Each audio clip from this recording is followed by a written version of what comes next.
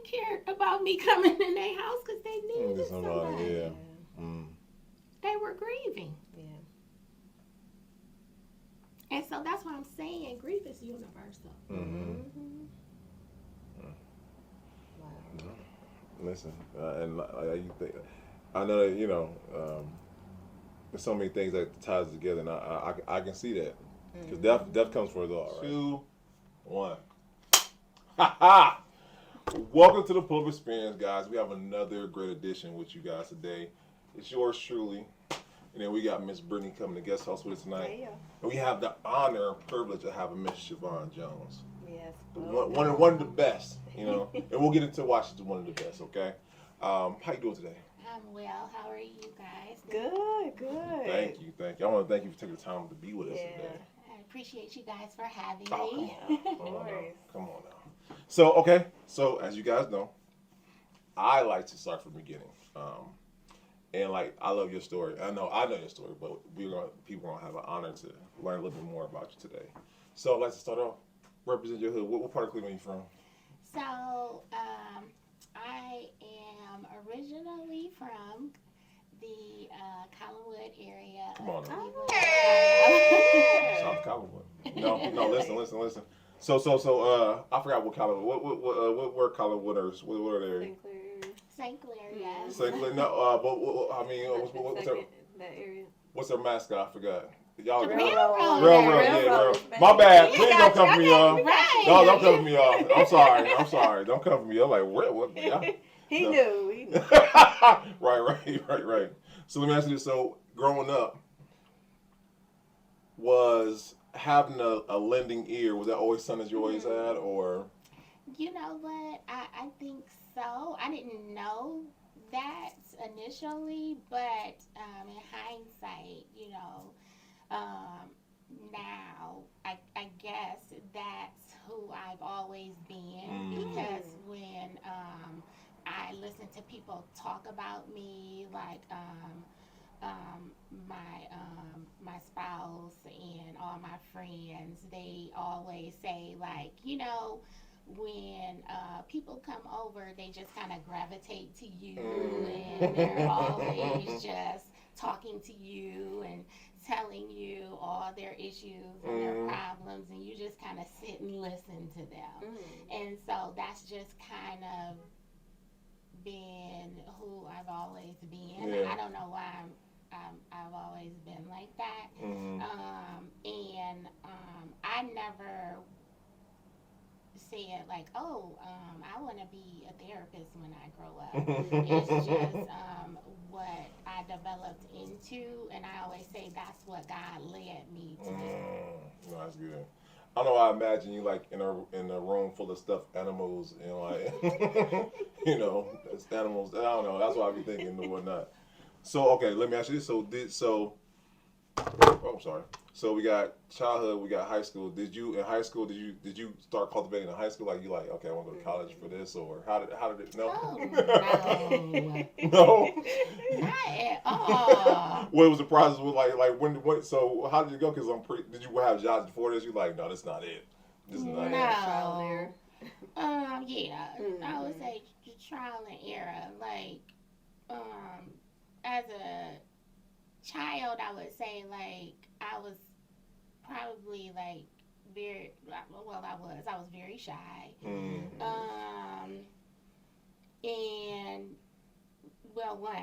I mean, everybody's listening to me. You can see that I have a very unique voice. Yeah, you unique voice.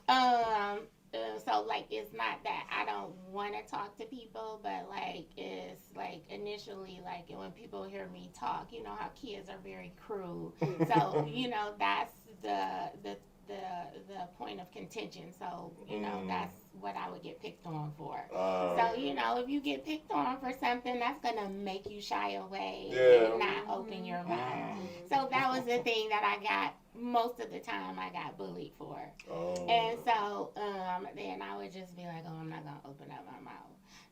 And so, I never was like, I just want to go out and help people. But I will say, my older brother, he always said like, you know what? You're gonna be somebody great. He did. Was like, he was like, he would be like, I could just tell. You seen it. Yeah, like he was That's like, good. I could tell that you're gonna be somebody who's just gonna go out and help the world. And I would just look at him, but he's like a big thinker. And so I don't know why he would say that to me. He's seen it. Yeah. I know I'm a nice person though. Yeah. So I would just be like, oh, he's just saying that because I'm nice. You know, so I thought that may be where that was coming from. So I've always been a helper. Yeah. So maybe some of that, you know, because I like to help people. I thought maybe I would like be a teacher.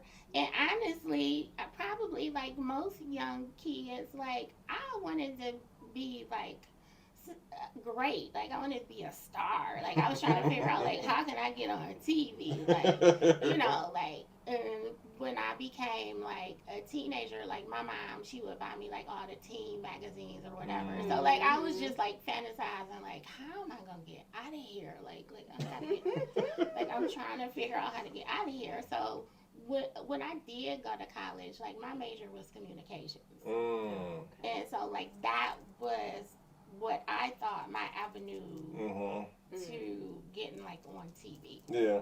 And I also wanted to be on the radio. And I remember in my generation, there was this DJ, and her name was Lady Styles. And I would listen to her on the radio, and I would be like, I'm going to be just like Lady Styles, you know? And so I was like, I'm going to get on the radio. Like, so, like, that was, like, one of my dreams. And so I'm like, maybe I could at least get on the radio. I can see that. Yeah. Like I can see you remember the wave? Yeah, that's it. No, I didn't want to be on the wave. That's too boring. Like, that ain't been my personality. Right. Because, Kind of like that more right, mellow. because even though I was shy, I did, like, people who knew me, I had, like, all I had to do was, like, get comfortable with people. I always had, like, a bubbly personality. And so, like, all I had to do was, like, get comfortable with people and knew they weren't going to make fun of me. Yeah. And so then that's when you could see, like, my personality come out. So. That's cool. So, okay, so we got communication. So, when did it turn for you? Like, okay, I'm going to communications, but this is not the route I want to go. Or, you know, when did it turn time for you? So I'm going to tell you, when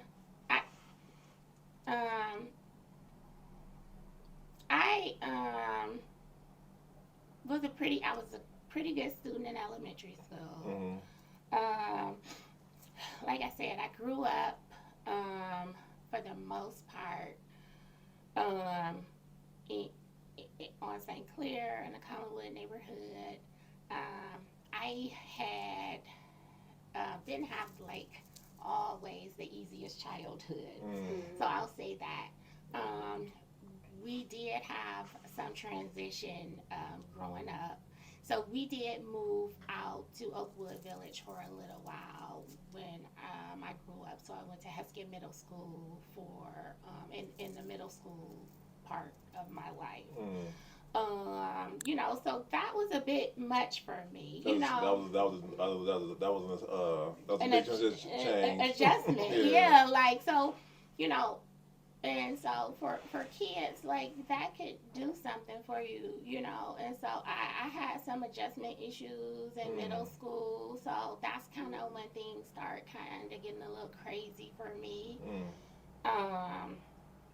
Then we came back to our neighborhood because we always had our house, you know.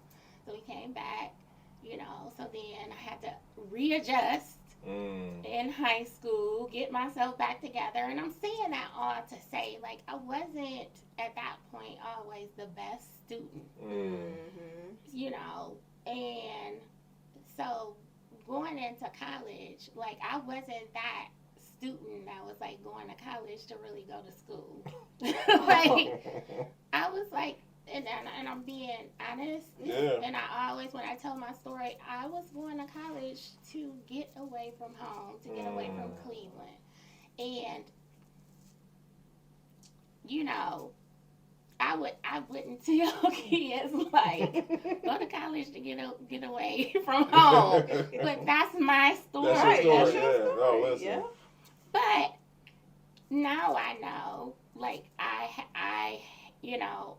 have the ability, I have the ability to learn because I had it, but I had adjustment issues. I had other issues in my life that probably needed to be addressed. I probably needed to go to therapy. But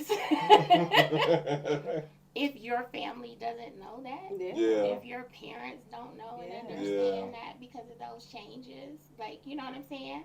Like, I'm a child of divorce. I'm a child of, like, trauma. Of all kind of things was going on in my life. But nobody was saying, like, oh, why is Shavaun having trouble in school? They're just like, you need to get it together. We can divulge into that. Right. I love the fact that you can look back in your own life and see the intricate moments like, I need a therapy in that moment. Now I know I needed right. therapy. Yeah. But I didn't know back then. In that moment. Yeah, in that moment, I was just like, like I hate it here. Like, I would just sit in my bedroom just like, I hate it here. Like, what am I going to do? Like, I just hate it here.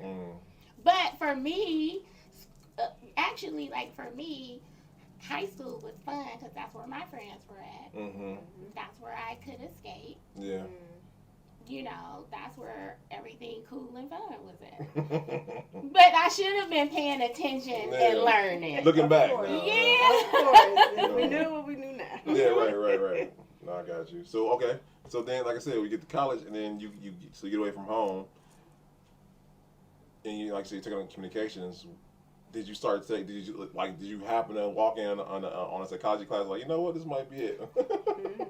So just let me tell you about, I'm going to tell you about my college experience. I go to college and I'm just like, it took a while to adjust to college. That was another change. And communication is my major. I went into college on probation because my grades weren't the greatest.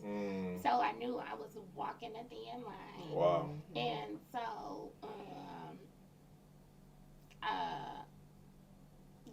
so I should have been more focused, like, okay, girl, you need to buckle down, but that wasn't the case because, again, you get thrown into this situation with all these kids from, like, everywhere. And so I'm just like, whoa, like, this is so fun.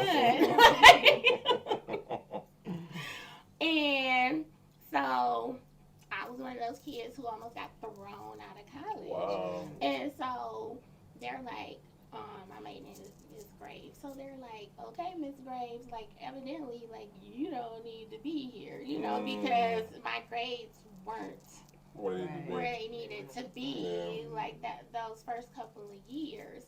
And so the deans had to talk to me, and I just cried. I'm like, I can't go home. Because remember, my goal was to be there and not be, and my major was communications. And those communication classes were boring. Like, I thought I was going to get to go be on a radio station, but you had to learn the whole theory of communication. And I was like, I don't want to do this. I love transparency like they're I born. do too. Like, I want to go on the radio. Like, and they had, I went to Central State University. Charles Central State University. Yeah, okay. HBCU. And so just imagine going to an HBCU and you see this panacea of all these black students from everywhere. And it's like it was the greatest thing in the world. Like, I've never seen anything like that in my life. And so it was like a dream come true.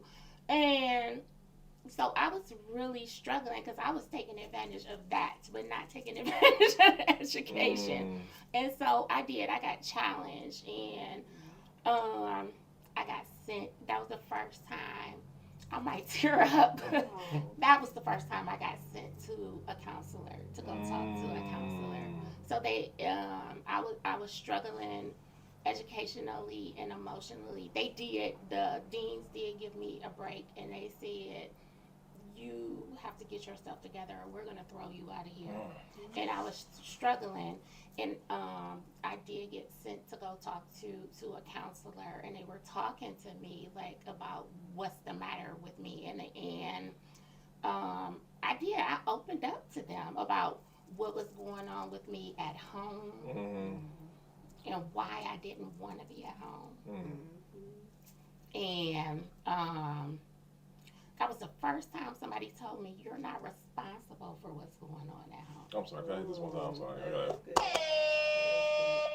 I think with our first few sessions, like you had me realize some things, and I think that's so powerful to realize. Like not saying everything's your fault, because I feel like it's your responsibility to take care of things that trigger you and all that good stuff. But like the fact that you like the weight of not having that on you, that burden on you, I think that's a freeing experience. Right.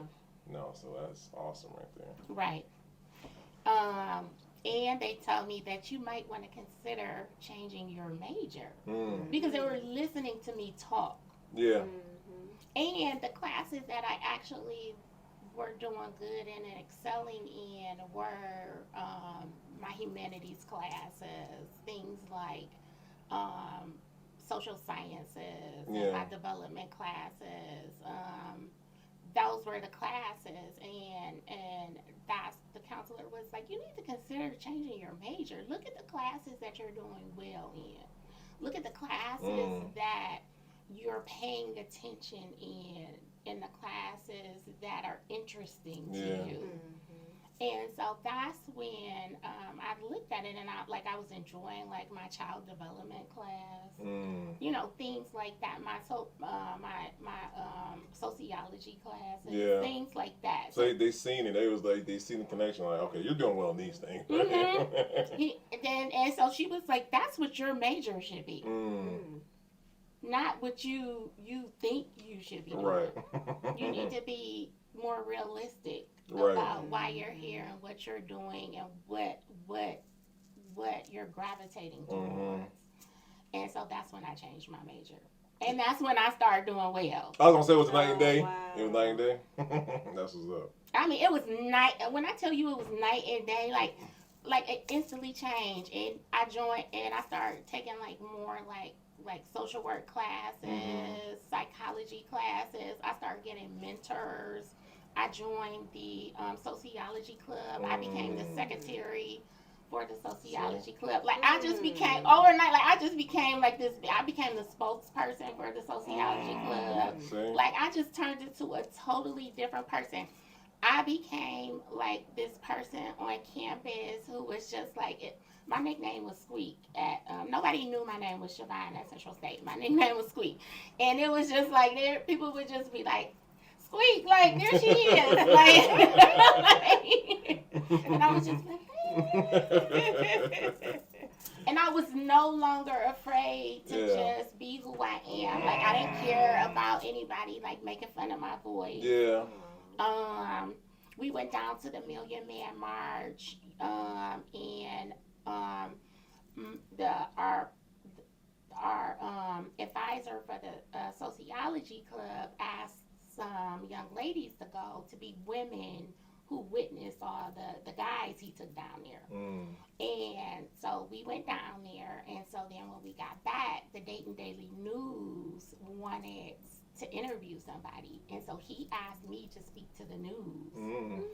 And I was like, you want me to talk to the news? He was like, yes. He was like, you know how articulate you are? Yeah. And I was like, I am, you know? And everybody would be like, I used to work for Victoria's Secret Catalog in Kettering, Ohio. And I went to work, and they were like, you on the news? And I was just like, yeah, girl. Like, you know, how sassy you are, you know, when you're like, yeah, girl, I was on the news. What you doing? No, that's what's up. No, and I so couple notes. I hope you're taking notes, guys. One, the fact of, I think a lot of entrepreneurs or people will take on a business or a job or anything just because, so quote, because they feel like there's need to or it's money in it, and not going after their passion. And I think that you are a perfect example of what happens when you are flowing in your passion, and what you're passionate about is a whole another thing or whatnot. Like, you're great at what you do. You know? I hope so. No, absolutely. And I think that one, I hope parents are seeing their kids and telling them, hey, listen, son, my son, I tell him, you're going to be an awesome engineer because he takes apart stuff, puts it back together, and builds something all together. Mm-hmm. And as a parent, I feel like it's my job to be able to cultivate that. Mm-hmm. My daughter, she loves drawing, she loves sketching. I don't want to cultivate her being a fashion designer. She used to take my socks, my dress socks, and make clothes for her Barbies with my dress socks. So once again, it's like I see it, and I wasn't. I'm like, look at you now. I like the brown one. That's a great one right there. Just as parents, or just not even as parents, just if you see a child, if you see a young person who needs that push or that mentorship, like you said, help them out because you can't see what's in front of you, right? Right. And, you know, especially when you're like you said, you're going through stuff and you had a lot of stuff going on emotionally, and it took them seeing you down and be able to say, hey, we see it from outside in and see this is where you need to go. And it was just a whole different thing. That's what I'm talking about. So yes, shoot, because we all need that, right? Yeah. Right.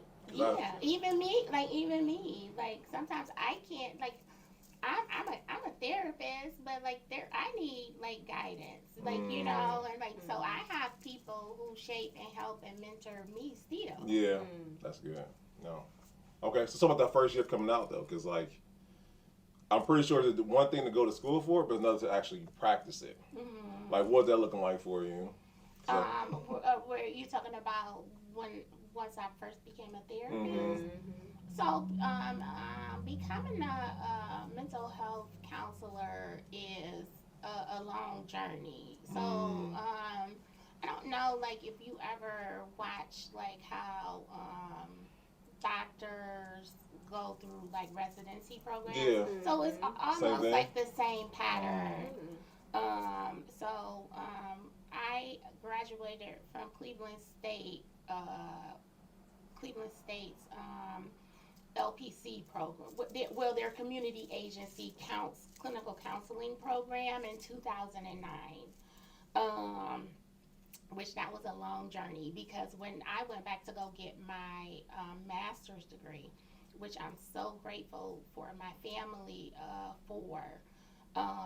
By that time, I was already a mom of little ones, a wife. I was running a household. Like it was not an easy task, but I can't say I did it. We did it. it takes a village, right? It takes a village. Yeah. So when people ask me, how did you do that? I'm like, by the grace of God. Because, woo! And so you go through the program, and then after you go through that program, you have to pass the licensure exam, which that's a whole nother. Oh, I know about the exam. Right, so and then to become independent, which is years after, you practice up under a supervising therapist, which I am now. You take another exam. So, saying that all to say, it's been several years doing several like internships and working for a lot of agencies and working for programs and doing a lot of practice. So just by hearing, your song is an easy task. No, and so you know, we talk, and like I'll tell a lot of my clients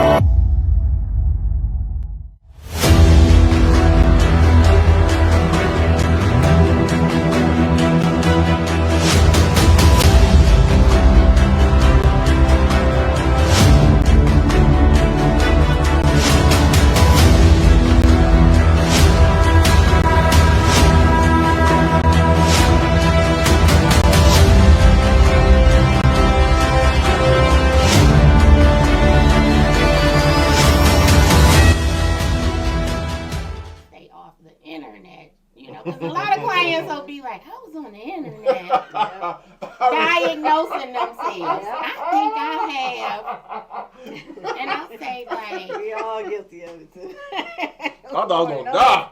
Lord knows I have. and that's why I tell them, and that's emotionally or medically. Yeah. It takes a long time for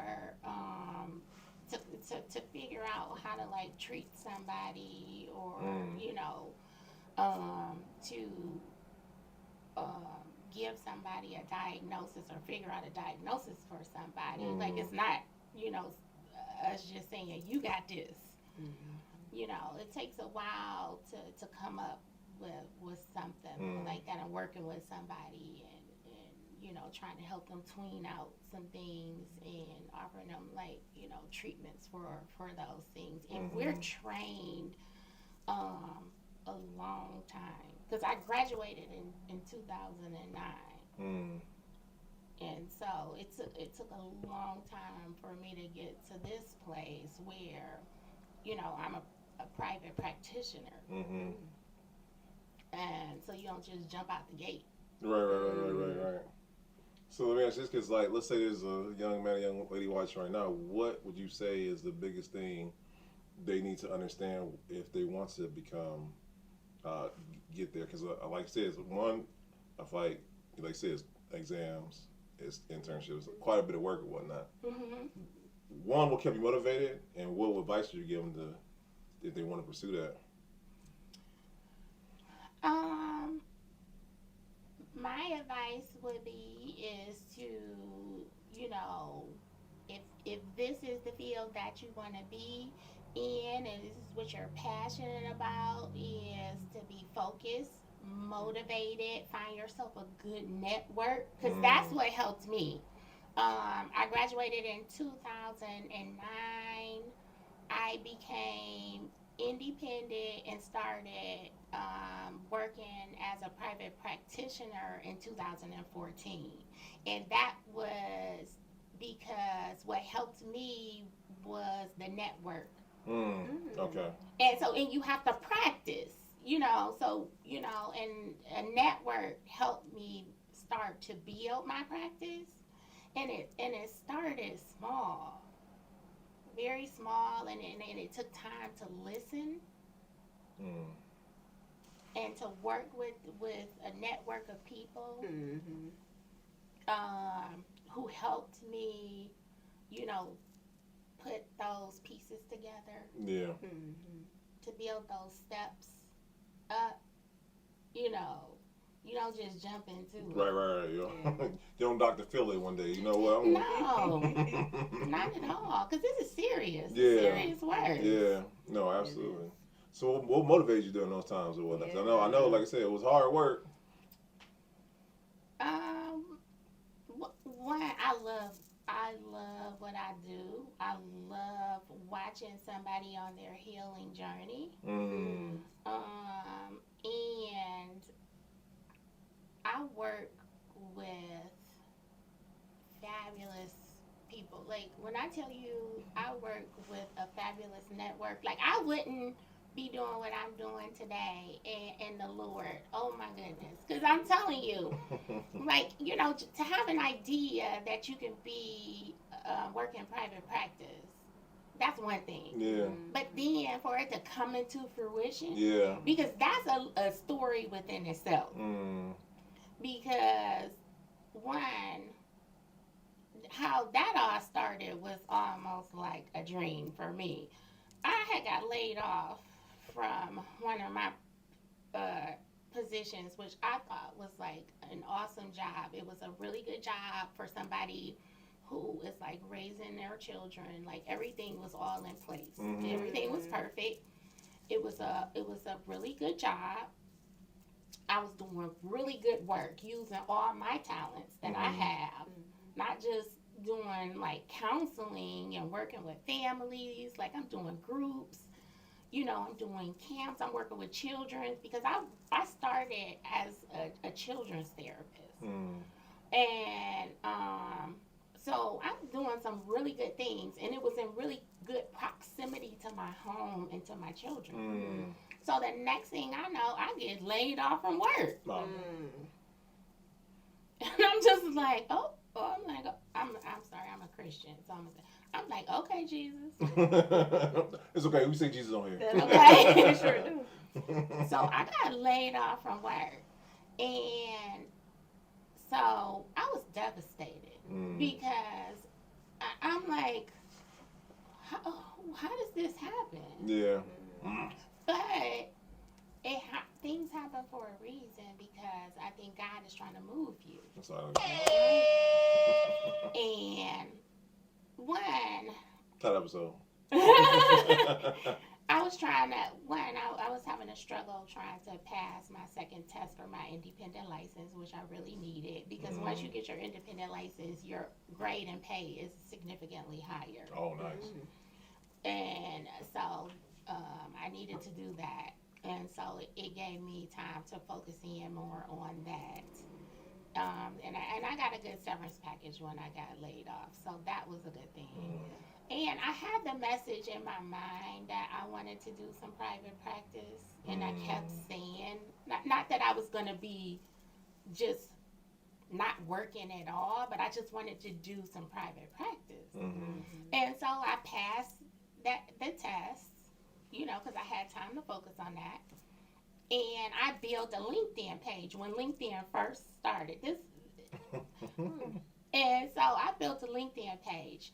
One of the first messages I got was from one of these people. He's one of my closest colleagues now. And when I tell you networking, and this is one of the things that I drill into young people's head right now because I think they struggle with networking because of social media. Yeah, social media. And I'm not talking about networking on the phone.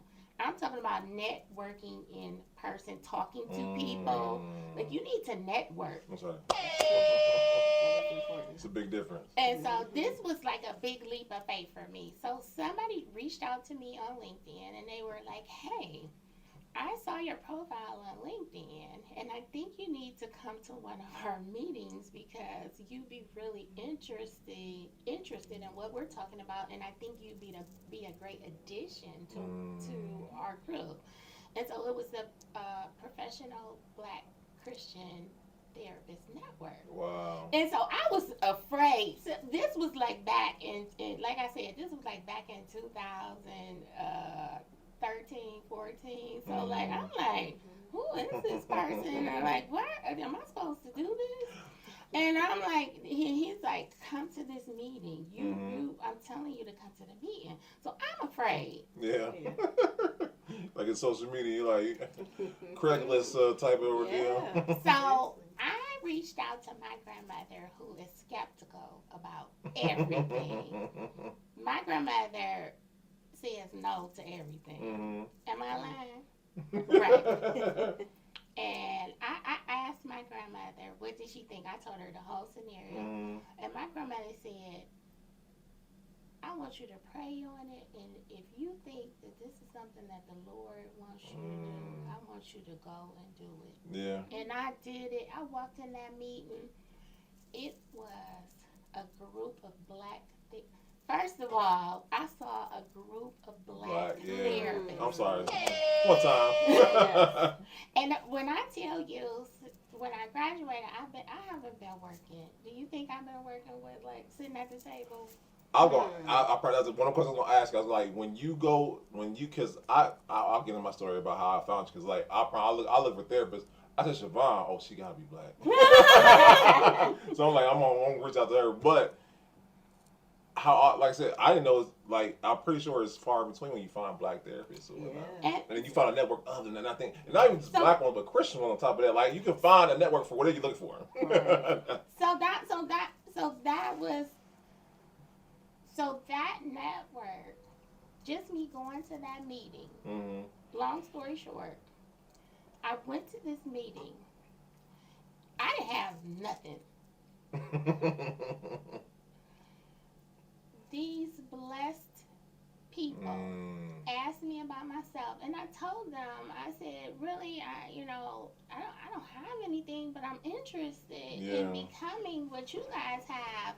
They showed me how to set myself up. I was offered some small space to start myself up. That's dope. They showed me how to, just everything, how to get, because there's so many intricate things that you have to do. Yeah.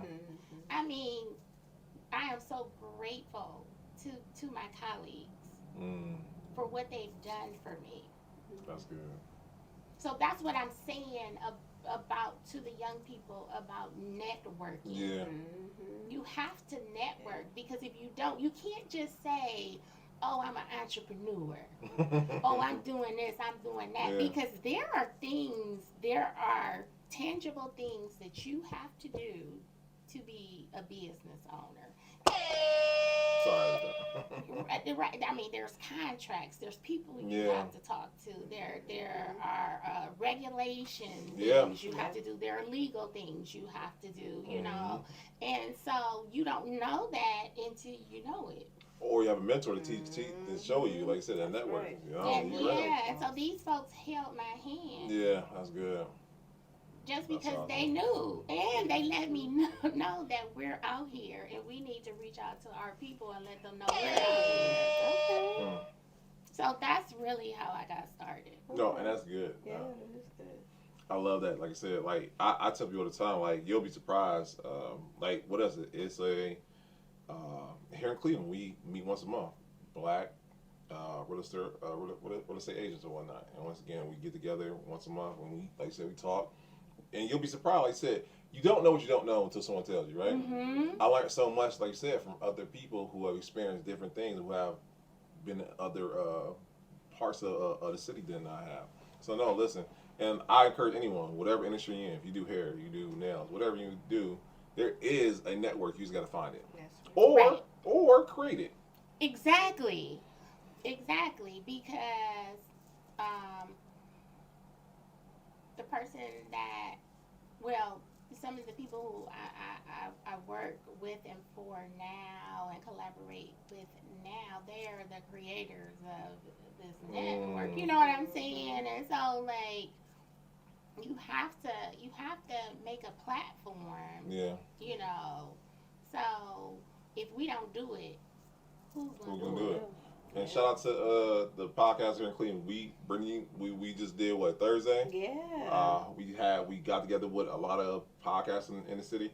Look forward to that. By the way, that episode's gonna drop soon. But we created that camaraderie and we learned some things from each other, right? Did. You know, It so was a great experience. And like I said, my understanding is not another one like it. So we are the first, by the way. All right. So you know, awesome. once again, networking is essential and is needed because once again, and to be able to support each other too and motivate each other too. Because if anything, accountable. Exactly. Right, and at that point in my life when I started, I thought I was like had bottomed out, like you know what I'm saying. And you said, but you learned after that, like, hey, no, I'm just getting started. That's good. That's good. So let me ask you this. So, and like I said, I want to get, because like I promise you, my experience, because I've been to therapy before. I went to therapy with a therapist that looked like me, and it was kind of like I had to educate her on what it's like in my experience, right? So I told myself, if I'm going to go back to therapy, I have to meet somebody who looks like me or whatnot. And like I said, when I seen your name, Shavaun, she got me black, you know. And I think I told you, but I remember our first few sessions, I was lying my butt off. I was not being up and honest with myself. I'm just like, okay, I'm going to waste her time today or whatnot. And I think it wasn't until you told me your own personal story where I'm like, okay, she opened up to me. It's the only right I opened up to you. And it's been that way ever since or whatnot. So I wanted to ask you, because I know it's textbooks and there's actual practice, right? What would you say for you as a therapist? Not saying, I don't say therapist style, I don't know, what would you call it? Like your way of doing what you do or whatnot versus what they teach you in school. Because you have I feel like you have unique tactics, not tactics, or way you go about doing it. Well, I would say, like, for me, I know essentially, because I use a lot of techniques in my sessions, and it depends on what my clients are, what their issues are. Yeah. I know that I'm very client centered, and I do a lot of CBT just because most of the time it's warranted. I'm sorry, CBT. So for the audience who know what CBT is. Cognitive behavioral therapy. Okay. And I do a lot of trauma focused therapy. And it seems like after the pandemic, Wow. there's been so much going on with folks. A lot of trauma focused therapy is needed right now. And so that's kind of what I've been studying and working on and trying to build myself on right now. Because folks are dealing with a lot right now. Yeah. And I want to say, it went into a circle with you where I become an advocate now. I tell everybody now, and I think I told you before. Like now, I see, and it's not like a judgment thing. It's like I see the hurt, not the hurt, but the trauma that people are dealing with. And I just think in my head, like, and I've gone out and told people like, I think you should go see a therapist or whatnot, and not in a rude or cruel way or whatnot. It's like being genuinely like, hey, I can't help you. But I see it. I see it, like your actions, like the way you're going about doing that. It's not the very most healthiest way to go about it or whatnot. So my question to you, like you said, you've seen since the pandemic, an uptick. Well, let me ask you how you seen an uptick with us as people also, because like I know the stigma in our community, go to barbershop or go to hair salon, talk to your nail tech or talk to that stylist about your problems when they're not licensed people, but that was the closest thing we had. Or our friends, right? Who are don't know anything more than we do, by the way. Have you seen where they're transitioning from, not transitioning from that, but seeing more like, I need to go see a counselor or I need to go see a therapist? You know what? I feel like more people are seeking and seeing support than we realize they are. I'm sorry.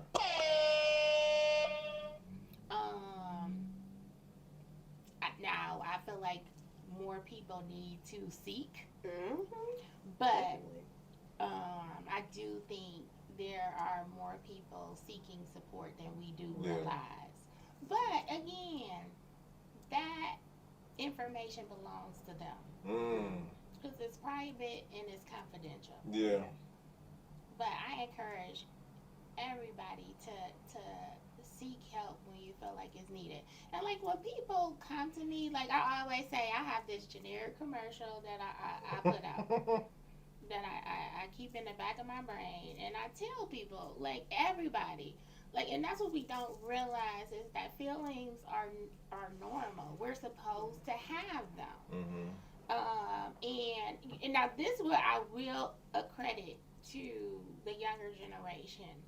They are very much more in tune with their emotions and more comfortable with emotions than my generation, generations before, you know, and so I give them credit for that. I do think they need to learn how to regulate them better. Tired of carrying that load? Drop the house. Gutter Properties will buy your house as is with offers up to $300,000. Need serious repairs, liens, taxes, or judgments? We'll work through your unique situation to get that house off your back. During your free, no-obligation appraisal, we maintain social distancing and take every precaution to ensure your experience is safe. Drop the house. Gutter Properties. Call us or visit gutterproperties.com today.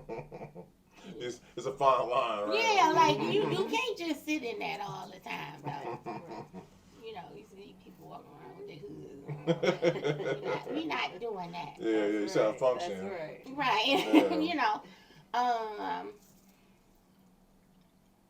But you're supposed to have feelings and emotions just like you're supposed to have your hands, your feet, your legs, in your arms. Your feelings and your emotions are there for a reason. They are alerts in your body to let you know that something is wrong. That's right. If you don't have your feelings and emotions, you won't know that you could possibly be in danger. Sorry. And that's the truth. That is true. But people are walking around stuffing emotions. Yeah. Yep. Ain't nothing wrong with me. Ain't nothing wrong with me. And You that's what know- you hear. And you know what? You not saying you scare me, but you let me realize that if you don't do anything about those things, that those things have they can manifest into heart disease. These things that we just think are just hereditary. No, it's caused by not dealing with those things. Stress. It's gonna come out one way or another. It'll come out one way or another. And that's what we don't realize is that, and then we watch the news and we're like, well, why did that guy crash his car into the post office? No, listen. I remember. You want to talk about something that's seared in my brain? It's like, all right, let me go see the therapist, or I'll be 45 talk about some heart. Right, that's stress. Yeah. So I'll tell people, like, one of the things that we do when we get stressed out is we tense our body. So when we start to tense our body up, we're stopping oxygen and blood flow in our body. Okay. So that affects our physical health. Yeah. Listen, I'll be learning. So let me ask you this: what do you feel like? Not saying criteria. What do you think a person should look for when looking for seeking out counseling? Like, what is she looking for? Because, like I said, I know my first experience, it wasn't the best. And like I said, I looked up and I thank God because, like I said, it wasn't Emi Money Mo, but I'm like, Shavaun, that's what's on black, right? I just happen to look up and find a great therapist. But what do you feel like a person should look for to find someone in whatever they're dealing with? In a perfect world, you need to look for what's gonna suit you. What do you need? What's gonna be helpful to you? Unfortunately, and I'm just being very honest, we're living in a time right now where insurance companies are the front line that's what's guiding care right now. So the first thing you have to look for is, what is my insurance going to afford me? Wow. So first you have to look for, you have to look for or contact my insurance company and what specialists fall up under if you have insurance. Right. Now, if you're fortunate enough to pay private pay, then you can do that. Yeah, okay. Because I'm about to say, once again, shout out to my insurance. Right. So, and then after you've gone through your insurances, or you find out what your finances will allow, then you start looking at criteria for what you need, like what your needs are, like what specifically are you dealing with? Are you dealing with anxiety? Are you dealing with depression? Are you dealing with grief? Do you need marital counseling? You know, are you dealing with issues of attention span issues? We have folks who are dealing with issues where they're trying to figure out gender issues. Like, we have all sorts of categories that are coming up now, and so you need to look for, does this specialist handle these specific criterias? Because not all therapists have a specialty in all areas either. Okay. So well, because like I said, I'm not gonna look for, I don't know, a different specialist. You want to find one that fits the criteria. But let me ask you this: let's say I don't know what's wrong. I'm not saying it's wrong with me. I don't know what's bothering me. I just know I know it's something, right? Because I know me, I probably went with MD. Oh, I got multiple personality disorder when it's just probably just stress, right? But so, like, when you say that person doesn't know what's wrong, they just know they feel blah. what will you say to that person? Like, how do they find out? Not find out, but like, how do they find a professional to help them in that aspect, whether if it's insurance or not insurance? Because like, I'm pretty sure they have something in place for people who don't have insurance, right? Are there things in place? If someone doesn't have insurance. Yeah. So if you're dealing with issues where you don't have insurance and you need to see somebody and you're just at the point where you just feel like you don't know what's wrong with you and you're at the point where it's getting that bad, the best thing that I always advise people to do, because there are community care agencies who deal with folks. There's like you can always go to Metro Health, which is our county hospital. Okay. And Metro is really good also with getting folks signed up for Medicaid insurance, you know, while they're seeking people. Like, you know, and especially like if somebody is in an emergency situation where they're having suicidal ideation, you need to get checked out. Like, because, like, you know, if somebody comes and talks to me and you're doing, like, an assessment, you know, there's an intake assessment. There's a criteria of questions that we ask people about, like, how are you feeling? How much are you sleeping? How much are you eating? You know, what type of thoughts are you having? You know, how often are you having these thoughts? Are you having suicidal ideation? Do you have, are you making attempts to follow through with these ideas? Do you have the ability to follow through with it? Like, so there's a whole barrier of questions, you know, that we go through.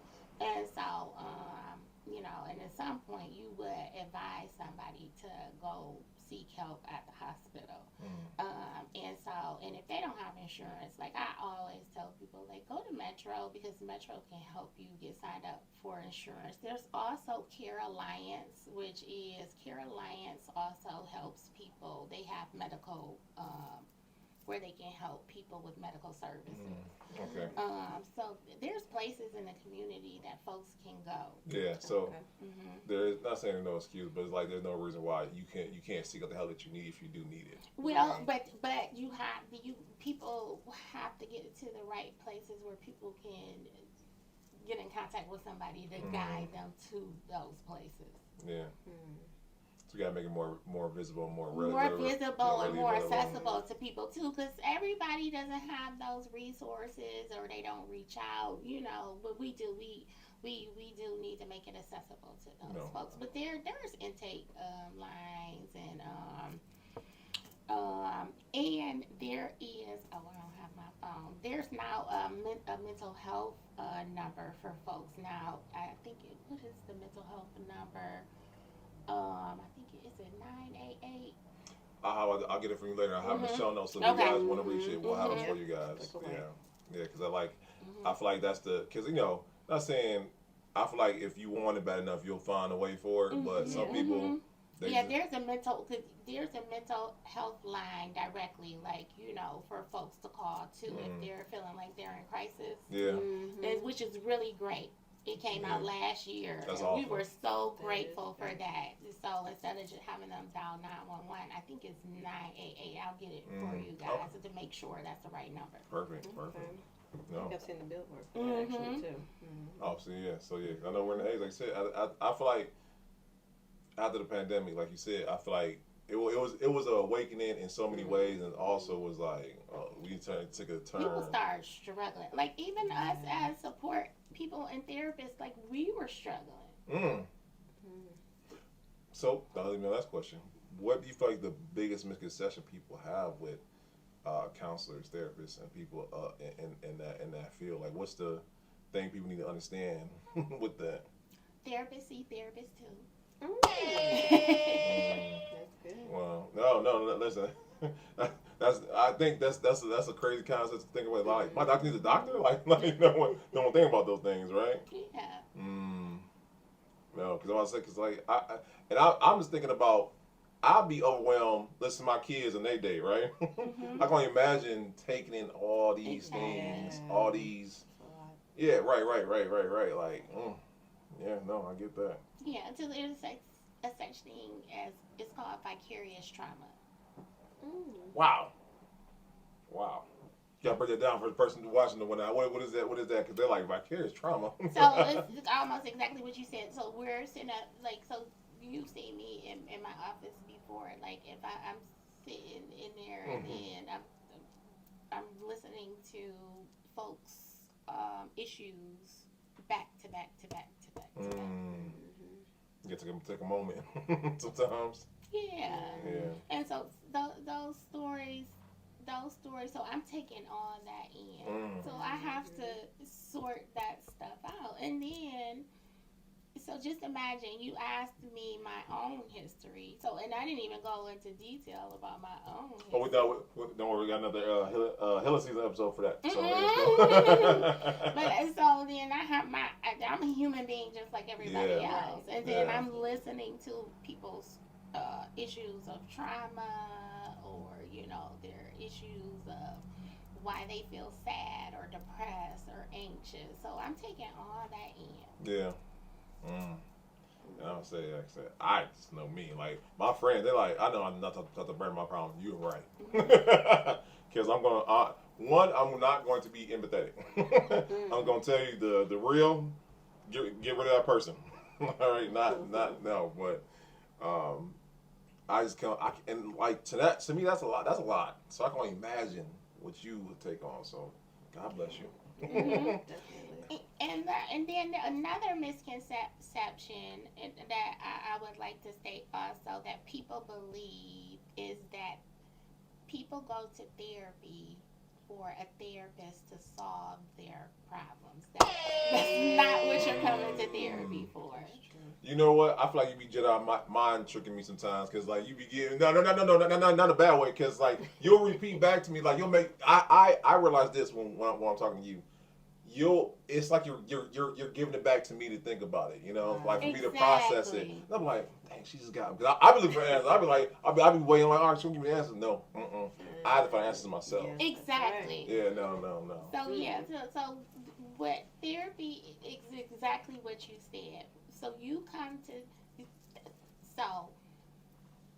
clients come to therapy actually to help them process the issues that they're going through. So we're actually just assisting folks with processing the issues that they're having in a more organized way. Yep. I can contest to that. No. So let me ask you this.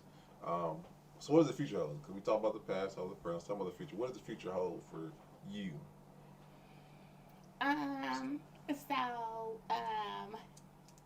So one, I want to thank you guys for inviting me to do this. Oh no, come on. This is actually very nice. I haven't done anything like this since the pandemic, and I was actually, it took a lot to build me up to do this. Really? Yes. I honestly, I haven't sat on a panel, I haven't done a podcast or interview since the pandemic. So it took so much to build me up to come back to do this. So I appreciate this. So the future for me, this is me coming back out into the world because I definitely have been hiding.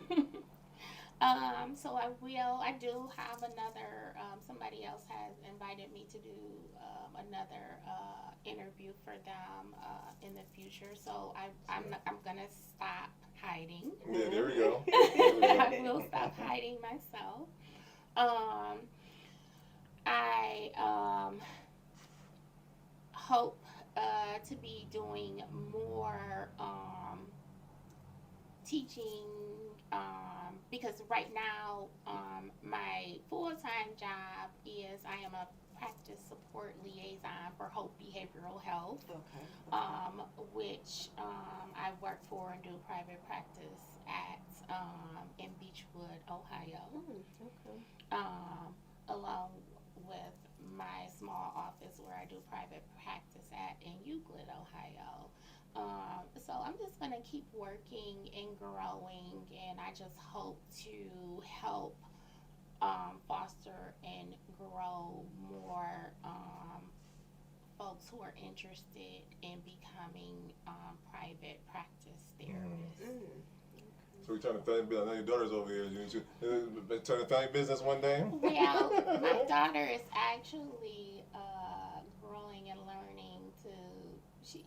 She'll be graduating from Central State University in May. She's actually a growing scientist. Oh, okay, that's what I'm talking about. She's Bonnie the scientist.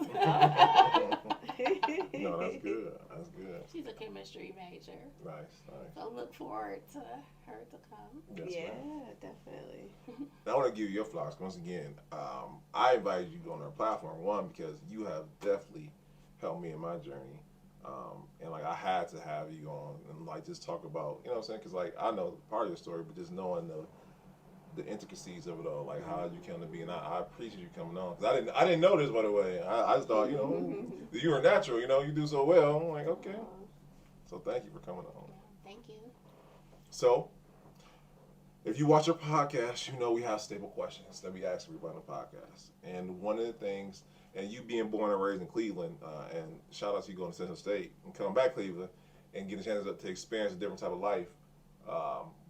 And I know back in the day, or even not even back in the day, Cleveland has a stigma of not collaborating. We don't have I know you found a great network, but and outside of that, like other industry, people say that Cleveland's not known for collaborating. How do you feel like we can change that narrative? I feel like we can change that narrative by doing more things like this. Okay.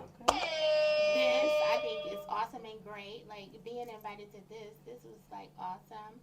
I will definitely be spreading the word. I'm going to be subscribing Okay. to this after this. And I'm also going to be letting my colleagues know about. Oh yeah. Oh, Hey, yes. come on Yes. Come down. on and pull it.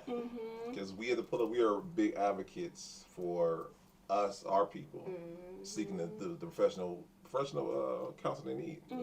Like, as you guys know, I started a different segment called Healing Season where we talk about different ways you can partake of your healing journey and in different avenues. Because I know everybody might think, okay, what about Reiki? What about art? What about these different things, different avenues? So that's, you inspired that, by the way. I know I told you that before, but you have literally helped create a whole nother aspect to this thing. So thank you for that. I'm glad to inspire. Yes, definitely. Absolutely. And speaking of inspire, another one of our staple questions is we like to find out from our guests. So, unfortunately, all of us at one point or another are going to have to leave this earth. Yeah, that's the truth. And what would you like to leave as like your legacy for others to know your name far beyond, you know, you being gone? I would like my legacy to be exactly what we just were talking about today, like this whole healing journey. Like I said, like I never thought that I was gonna be in this place today, but I'm gonna tell you, like every day when I wake up in the morning, I have like a whole routine of how I start my day and what I need to do to get my day going, because I know that my role in life is to help people.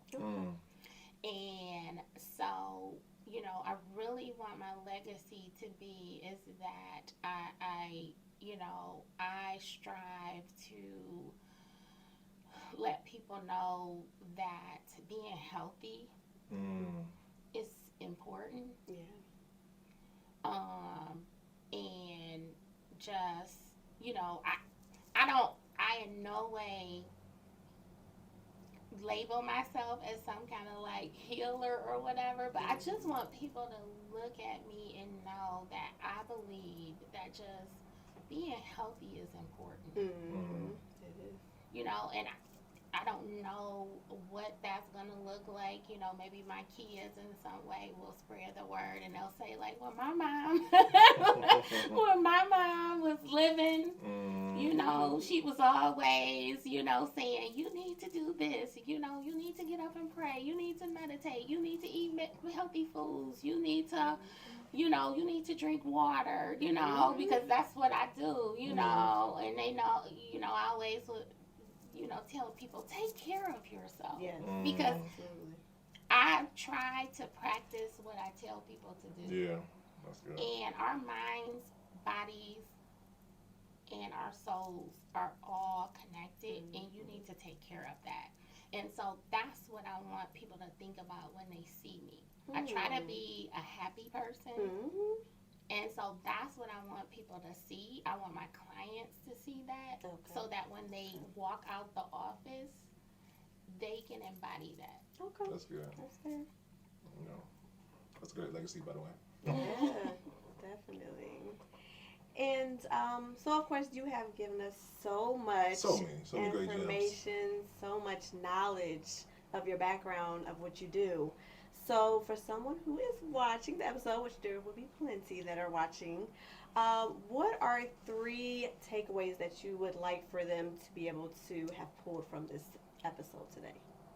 Okay, 3 takeaways. Keep been dropping them gems. You should have. So, 1,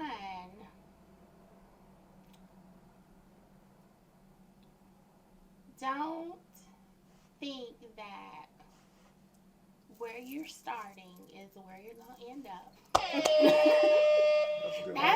That's one That's thing. good. Yeah. That is good. 2, like, give yourself a chance.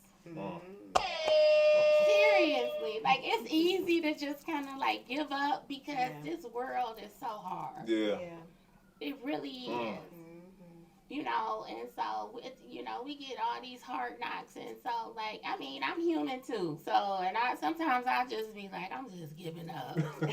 But don't do that. Take a deep breath and give yourself a chance. Yeah, I agree. And 3, I want everybody take care of yourself. You only got one you, and you are important. Yeah. Take good care of yourself. That's Yeah, good. that is good. That's great. That is awesome. Those are great takeaways. So, and I feel like this is the most important question. Where can people reach you? They want to find out more. They want to book you for more podcasts and interviews. Where can they reach you at? Where can they find out more about you and your practice? So, the easiest way to find me is on Psychology Today. My name is Shavaun G. Jones, LPCCS.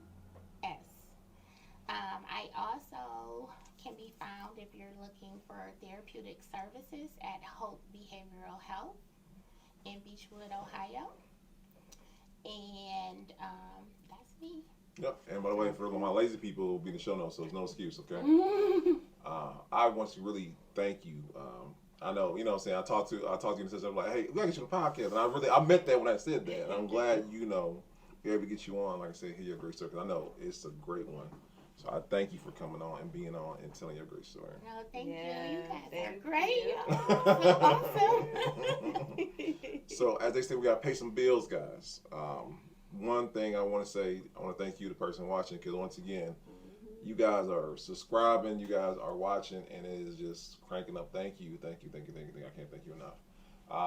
Next, I want to thank, we just pulled off, like I said, our second Podcast United, I don't know what you want to call it. Coalition, I don't know. Coalition of Willing. Whatever we call it. We're still working on the word. Movement. The movement, yes, the movement. But it was a great time. We had some great podcasters here in the city coming together and not letting egos take over the room. We were just learning from each other, just collaborating, and just having a good time. Yeah. So be on the lookout for that. We got big things coming for that. And lastly, guys, if you guys support the Pull Up Experience, I need you to subscribe, look, and share Beauty Be Told, okay? If you rock with us, you rock with Brittany, okay? And then, by the way, it's in the show notes, so there's no excuse why you shouldn't be subscribing. So, And then one more thing.